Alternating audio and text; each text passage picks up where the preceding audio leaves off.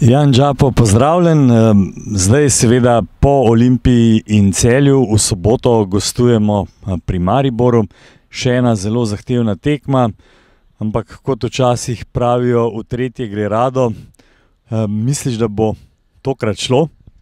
Ja, po dveh zahtevnih tekmah. Obedve smo bili blizu, manjkalo nam je malo sreče. In upam, da v tretje bo šlo. Kako pa je s tvojim prilagajanjem, vendarle prvič igraš prvo ligo? Kakšni so zdaj občutki po prvih tekmah? Ja, prvo sem se mogel malo privaditi, drugi nivo, višji nivo, težje tekme, težji nasprotniki, imamo zdaj že zadnje dve tekme. In ja, zaenkrat mi gre super.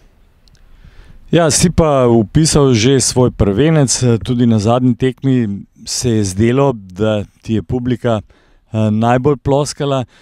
Skratka, imam občutek, da pridobivaš na samozavesti. Ja, zelo sem se veselil prvega zadetka in upam, da bo še kakšen, da ne bo samo ta ostal.